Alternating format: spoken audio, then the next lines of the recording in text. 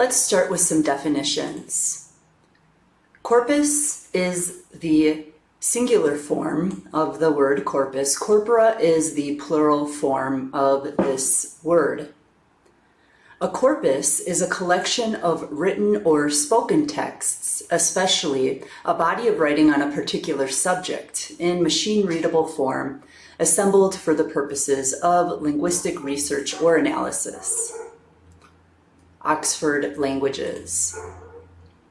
Corpora are two or more collections of written or spoken texts. Using the word corpora in a sentence might sound something like this. Our translation department has many corpora, one for each of the subject fields we work in. There are many types of corpora. A general language corpus is a collection of massive amounts of general text types, such as news articles, stories, interviews, transcripts, etc., totaling millions into billions of words by very large amounts of speakers of a language. Examples of English general language corpora include the American National Corpus and the British National Corpus.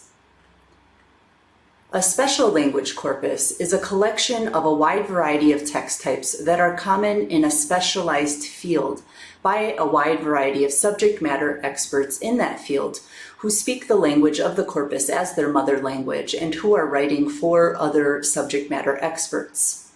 Juan C. Sager, known upon his death as a pioneer of terminology studies within translation, explains the difference between general language corpora and special language corpora as follows. There's English and the language of chemical engineering. There's French and the language of physics. A parallel corpus is a collection of aligned source and target content. Translation memory are essentially parallel corpora.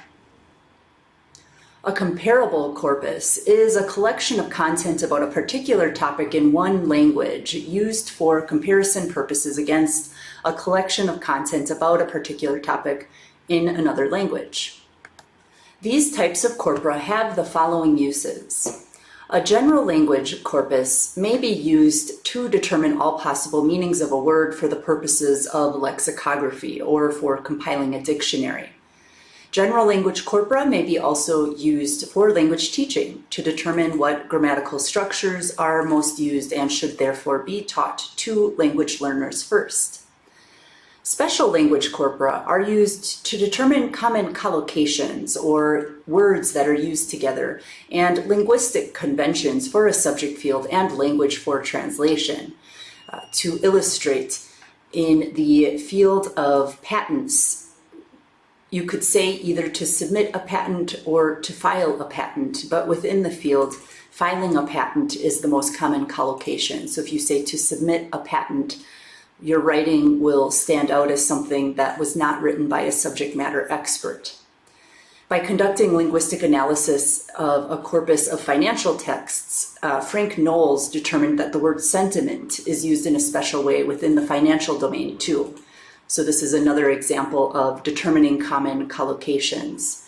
Within the financial domain, sentiment doesn't mean emotion, it means a willingness to do business or to trade. Knowles outlines his findings in the article called Lexical Cartography.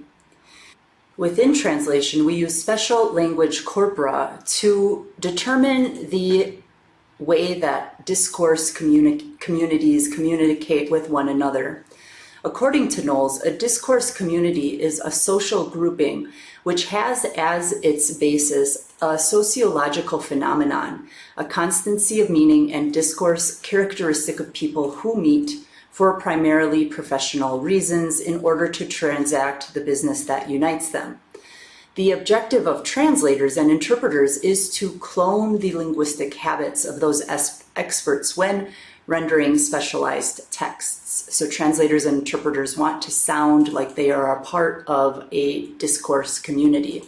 To Knowles, a powerful tool for rapidly instantiating or rapidly verifying the decision-making that goes into creating a translation clone is the concordancing or the checking that is made possible through large-scale corpus analysis.